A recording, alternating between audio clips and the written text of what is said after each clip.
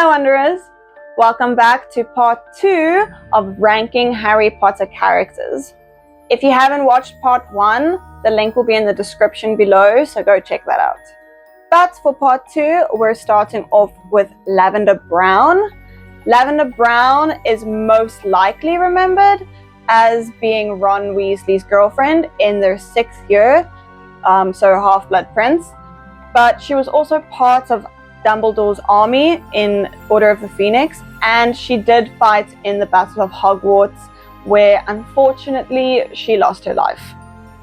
So I would take Lavender as being an okay character.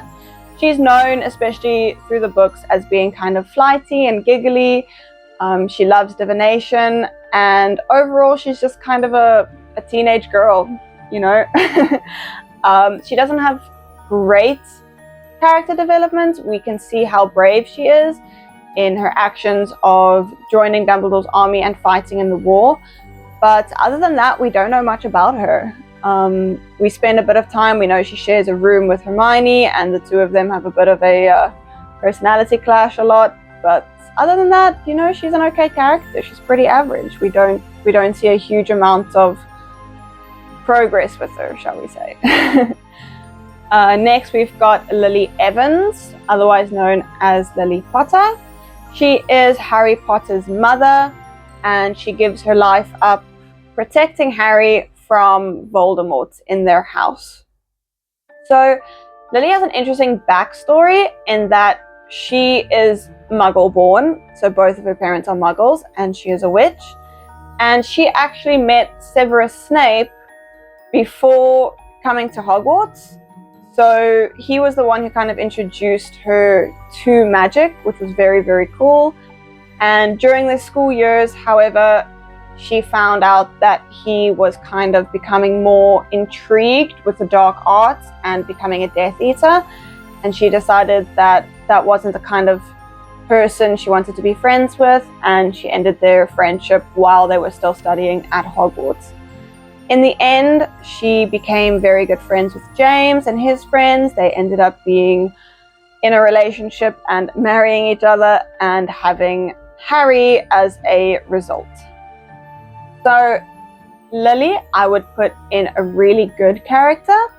We know a little bit more about her because Severus spent a lot more time with her. So we get to meet her a little bit more than we get to meet James, and get to know her through Harry getting to know her through Severus's memories. And I just really enjoyed that, you know, she's a good person. She knows where her heart is. She knows what's right and what's wrong.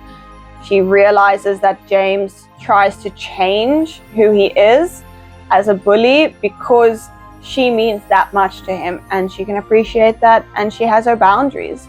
She knows she doesn't want to be friends with a Death Eater or someone intrigued with the dark arts, and that's why she stops her friendship with Severus. And I just really enjoyed that. You know, I think it's great that we get to know a little bit more about her than we do about James through Severus's eyes, instead of someone like Sirius or Remus, you know, who was very James oriented and best friends with him. Voldemort, I'm going to put him right down to I hate him, but it may not be for the reason you think. He is the main antagonist and villain to Harry Potter in the series. But honestly, my biggest issue with Voldemort is the fact that he preaches pure blood supremacy, and it's like the whole reason for his war and everything. And he is a descendant from Salazar Slytherin. There's a tongue twister. Salazar Slytherin. But he's a half-blood. Like, his mother is a witch, but his father is a muggle. And his whole thing is pure blood supremacy. And I'm like, you're such a hypocrite. So that's the reason I put him in this category. Maybe not the reason you were expecting, but it's something I feel strongly about. Is just the whole hypocrisy of it all. My goodness. Alright, Lucius Malfoy is one of Voldemort's biggest followers. He comes from a very distinguished line of purebloods, so he would believe in the pureblood supremacy. He is quite an avid follower of Voldemort in the First War and the Second War, but I feel like he redeems himself because by the end of the Battle of Hogwarts, and even before that actually, his biggest worry is Draco. He, by the end of Battle of Hogwarts, he could not care less about Voldemort's plan, about his cause, nothing. He is just worried about getting to Draco, making sure that Draco is safe, and I feel like that redeems him a little bit. He is also, I feel, more of an antagonistic character than Voldemort. He's just more involved with Harry at the school and with the Weasleys, of course, and the Ministry of Magic. So yeah, we have that. Luna Lovegood is just a really, really good character. I enjoy her. She has a very unique view on the world. She has, from her father, writing in the Quibbler. She has a lot of interesting information that I think no one else shares. But I think it gives her a very unique viewpoint to not just magic in general, but the magic world, which I think is really, really cool. She makes some decisions that, you know, if she didn't have the knowledge that she has, she wouldn't have known to make those decisions, like staying in the train in Half-Blood Prince to help Harry. She knew how to help Harry. And I think that's the reason they put her in Ravenclaw. The choosing hat put her into Ravenclaw, because she has this knowledge and she's happy to impart it. She's happy to act on it. She doesn't doubt the fact that it's right or anything like that, despite what other people say. So yeah, really good character. She's great. She really is. Minerva McGonagall. Thank you very much. Goes straight to love him, love her. She is an S-class character. I mean, if you could show me another character who takes 5 stunning spells to the chest and survives, I mean, come on. She's such a great mentor. She's such a great role model. She's a talented witch. She's a talented Quidditch player. And the way she just stands up to Umbridge is great. I love it. I think the whole thing is just played off very, very well in the movies and in the book series. It's great. So Molly Weasley, I am going to put her at very good character. I think just like Arthur, she is a great mother. She understands where she stands. She understands what her values are. But I could be putting her into she is an okay character, just because I feel like they show her flaws a lot more than they do someone like Arthur Weasley and even Bill or Cedric. She's a fantastic mother. She loves her children. She's very good with them. But she does let her opinions take control of her actions. Like when she found out, or not even when she found out, when she heard from Rita Skeeter that Hermione was going to be jumping between Harry and Victor, and, you know, it was this whole thing of breaking Harry's heart or whatever. She believed the article. She didn't even ask anyone involved whether the article was true or not, and she really kind of sent Hermione a insulting Christmas present. She sent her, normally she sends those huge jumpers and lots of sweets and everything. She just sent Hermione a tiny little chocolate egg or something like that. I was just so upset. And she doesn't believe in the twins at all. She's constantly on their case about getting better marks and stuff, so she doesn't realize their potential or anything. But she is a really good mom. She's a good character. She's the one who takes down Bellatrix in the end, so she has an active part. And I think she's a great adoptive mom to Harry. She's able to show him what a good functioning, semi-functioning family should look like. And you can appreciate that. You can appreciate the effect she's had on Harry's life. Ollivander. He is an okay character, but I could understand if you wanted to put him under a really good character. For me, we don't get to see as much of character development from him throughout the series. We see him as he's handing out wands. We see him in Malfoy Manor once he's been tortured by Voldemort to give Voldemort information about the Elder Wand. But I mean, if you read up on the history of Ollivander, he completely completely changed the way that wands are made and understood. He came up with the concept of the wand chooses the wizard, Mr. Potter. It wasn't just a thing that's been happening for centuries. No, he invented that concept. He completely changed the way that wands are made, and it's so cool. He's like a genius in his field, and that's very, very inspiring, very cool, and he loves what he does. So yeah. Moaning Myrtle. So she is interesting. I'm putting her at okay.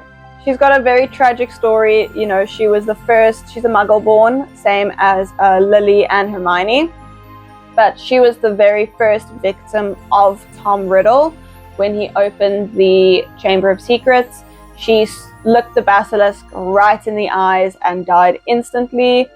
And she stayed to haunt the cubicle because she wanted to she wanted to haunt one of her bullies that was there at the time, and she succeeded. She did. But she's just really annoying, you know.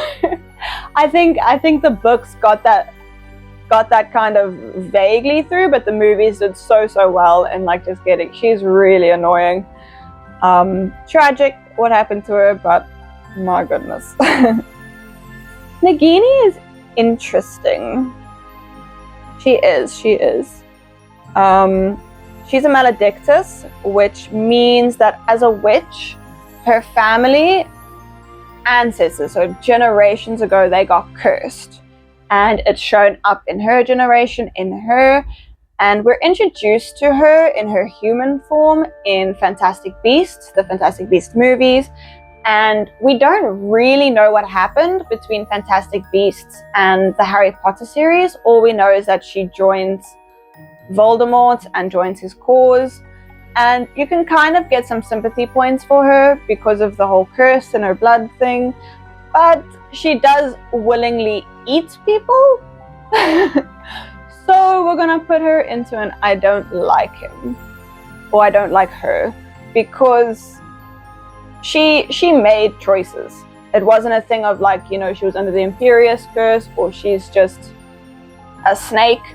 No, she used to be a witch. She was making those choices. So I'm putting her into I don't like her. A few sympathy points because of the curse, but no. In the end, no. Narcissa, I'm gonna put her in the same category as her husband. I think she had a lot more power with what she was willing to do is the biggest issue. She had power. She could have influenced Lucius a little bit more. She could have influenced Bellatrix a little bit more. And I think the fact that she was negligent in using that power, I think puts her into an I don't like her. Same thing as Lucius. All she was worried about was Draco. She needed to make sure that he was safe. I don't think she really believed in the cause of Voldemort as much as Lucius did, but she does also come from a pureblood family, from a pureblood line, so she definitely did agree with it. But yeah, I think the biggest thing, I know she saves Harry's life by lying to Voldemort about the fact that he's alive. But yeah, I think she definitely could have done more if she'd wanted to.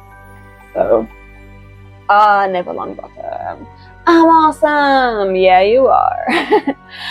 Something I find very interesting about Neville's character, first of all, I mean, come on, I don't know if you know, but his parents were tortured to insanity by Bellatrix. And he goes to go visit them in the hospital every time they have a break from school. And that's just heartbreaking. I mean, come on, give the guy a break. But what I think is particularly interesting about Neville is that we know from the movies, from the book, he's not really magically inclined. He's not the most talented when it comes to magic. But in the 5th book, in the battle in the Ministry of Magic, he actually breaks his wand. And what we find out is that he was actually using his father's wand. And once he gets his own wand from Ollivander, he actually becomes way, way better at magic. He becomes like just really great. as good as maybe Hermione or any of the others, Dean, you know, like maybe even on par with Dean and them. And it just shows you that like Ollivander was 100% correct. You can't use someone else's wand in the same way that you can use a wand that chooses you. And I think he's a great example of that. I find it very interesting and cool that it happens. So yeah. Oliver Wood. Listen, we don't get a lot of character development from him, but you've got to admit his like just pure passion and devotion to Quidditch is inspiring. I think it's hilarious. He ends up, once he graduates, actually going into to play Quidditch professionally. Only on the reserve team, but I mean, he's just a great character. I mean, his whole life is just Quidditch, and you gotta respect that. He likes what he likes. Percy. Oh my goodness. Now, Percy is an interesting character if you've read the books. He doesn't have nearly as much of an impact in the movies, but in the book, he actually joins the Ministry of Magic and he starts working under Fudge. And he gets into a huge fight with his family, especially with his father, because he actually doesn't believe the things that they believe. He doesn't believe Harry. He thinks Harry is being very, very dramatic. He doesn't believe a word he says. Percy is 100% in the pocket of Fudge and actually actively works against his family. It's like insane. There's a whole arc about it. In the end, he does redeem himself in the Battle of Hogwarts. He comes like barging in and he says to his family, "Oh, can you guys ever forgive me? I know now that I was wrong." And he really does admit that he's wrong. But I still, come on. You're growing up with the Weasleys. You've been raised by the Weasleys. You've known Harry since he was 11. And you're still pulling that? I'm sorry, the redemption doesn't get to me. It doesn't. Ugh, Wormtail. I'm at a level where he's way down. He's not even, nothing he does redeems him to me. I'm just like, you betray your friends, you're a coward. I get it, I do. I know where he's coming from, you know, James is super successful, Sirius is super badass, Remus has got this horrible thing that's happened to him and he's so kind and you're just kind of there. But I mean, come on, these are the people who accepted you, who were friends with you, and you're just, oh, I'm getting upset. I'm not even going to continue. But he belongs there. Petunia, I am putting her right where she belongs with her son. There is no excuse. There's nothing, no deleted scene is going to change my mind that there is no excuse. You know for a fact, if Dudley had to be put in the care of Lily and James, she 100% would have just accepted him and loved him as if he was her own. Lily was that kind of person. And Petunia, there's no excuse. There's no excuse, there isn't. Quirrell is just like kind of there. I don't know. He is a vessel for Voldemort in the very first books, and he's one of the professors for the dark arts. As far as I remember from the books, he was quite a competent professor, which is great. I mean, he took his job seriously, teaching the students the dark arts. But yeah, he's not a good character. So, Remus Lupin, he goes right to the top immediately. He was bitten at a very young age by Fenrir Greyback, a werewolf, and he himself got turned into a werewolf, and I'm so glad that the Whomping Willow was planted so that he could still attend Hogwarts, and it wasn't this huge big thing, you know, he could still keep his secrets, and obviously his friends found out and they supported him in the best possible way. But, the poor lad, honestly, he's so kind and he's so gentle. And I really, really, in the movies, you don't really get to see it. In the books, you do. But I really, really enjoy his relationship with Tonks. I think it's really great how he gets to feel the acceptance of someone who's not James, Sirius, or Wormtail. you know, and it's a pure thing. It's not like he did anything special. He was just Remus, you know, and I adore Nymphadora Tonks as well. Oh, Rita Skeeter. She hangs between like I don't like her to I hate her. She like ranges depending on my mood. But overall, I think I'll put her into I don't like her. She doesn't like betray anyone or murder an entire bloodline of people because their parents are muggles. So I'll put her into I don't like her. But the fact that her animagus form is literally made for eavesdropping, and she uses that in such a unproductive and honestly just ridiculous reason for a gossip blog, like really, and spreads unnecessary lies, and she's just a horrible woman, honestly. Madam Hooch is, she's okay, you know, kind of same with Wood, but kind of at a dimmer level.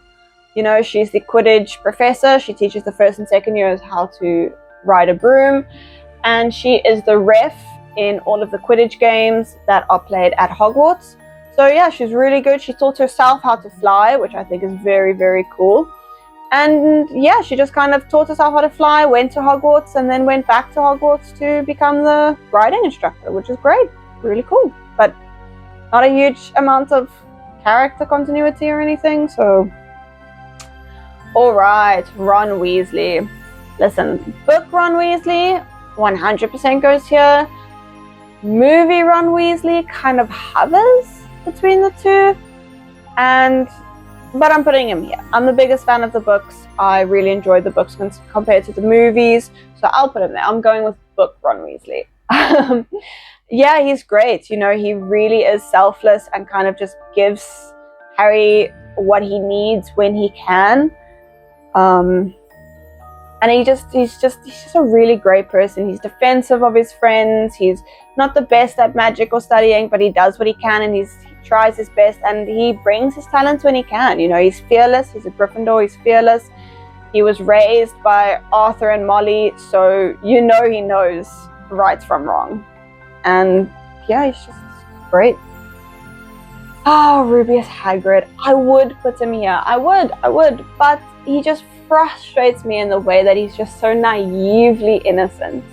You know, he gets just a little bit drunk and he's spilling secrets left, right, and center. He's saying things he's not supposed to, and he's just so blindly loyal to Dumbledore. He just does everything Dumbledore asks him to without question. You know, he just does it. I'm gonna put him into a really good character. He's giant. He's a lovable giant, but he just makes too many mistakes that are actually dangerous mistakes. So yeah, Seamus. Honestly, if I'm being honest, Seamus probably has the best line from the Harry Potter movies that I quote the most, just because of the accent. If you don't know the line, I'm gonna try my best. I'm probably gonna butcher it. I'm sorry, but yeah. He goes, my mum's a witch, my dad's a muggle. Bit of a nasty shock for him when he found out. It's just great. But he's one of the characters. I think he's an important character, because you have characters like Dean and Neville who just believe in Harry. You know, they don't have the kind of thought process of just not believing Harry. It's like, Harry said it happens, these things are happening, we believe him. And Seamus brings into the group the doubt that a lot of people are feeling in Harry's claims that Voldemort is back. And in the end, he does believe Harry. He does join Dumbledore's army. But he is that voice of doubt that I think is very, very important to add. And especially since it's someone who shares a room with Harry, who knows Harry. I mean, he's been in the same class as Harry since they were 11. The same room, same classes, everything. So I think it's very, very, very cool. It is. Severus just goes straight into the don't like him. Listen. I get kind of where the moviegoers are coming from. They don't show nearly enough of his personality in the movies, and he actually does hover between there and here for me. But listen, he is not a good person. He's not. It's that simple. He's a Death Eater, like I mentioned earlier with Lily. Even in his studying years when he was in Hogwarts, he was planning to become a Death Eater. It was a conscious decision. He believed in what the Death Eaters were saying. He was interested in the dark arts. Like, he's not a good person. Does he get some slack because of James and the rest of them? Sure. You know, you can understand where he's coming from with the bullying. It's not pleasant. It's horrible, actually, what they did. But it doesn't excuse all of your actions. Like, come on. Professor Trelawney, she's okay. I honestly, even if she is like a genuine seer, I still don't think she should be a professor of divination. Like, she just kept seeing horrible things happening to her students and then telling her students these horrible things, and most of the time they didn't even happen. So even if she is a seer, bad professor, bad move on Dumbledore's part. A complicated one. Sirius. I'm going to leave Sirius for now. I'm going to go through the other two. Immediately go straight there. Exact same thing as Petunia and Dudley. There is no excuse. There isn't. And he was the instigator, I assume, most of the time. And it's just, why? Come on now. Come on. Victor Crumb. Listen. Victor Crumb hovers here. Like, I know we don't know a lot about him, but he's great. He's a really good character. He was in the Triwizard Tournament. He's a professional Quidditch player. Like, international. He's an international Quidditch player. And, you know, he sees Hermione for who she is. He's really just smitten with her. And I think that's great, you know. I really enjoyed their chemistry, and I really enjoyed everything going on in the books as well. And we actually know that in the books, there was a couple of people from Durmstrang who were using or walking around with Grindelwald's insignia, his sign. And it's just like, he put them in their place. He was like, this is not okay, and he put them in their place. So I'm going to put him into an he's okay character, simply because we don't know much about him. We don't see a huge amount of character development, but I'm just letting you know he could be here. He could. I would agree with you if you put him there. Okay, let's go Sirius. Sirius is great. He is. I think that he is a little bit too reckless.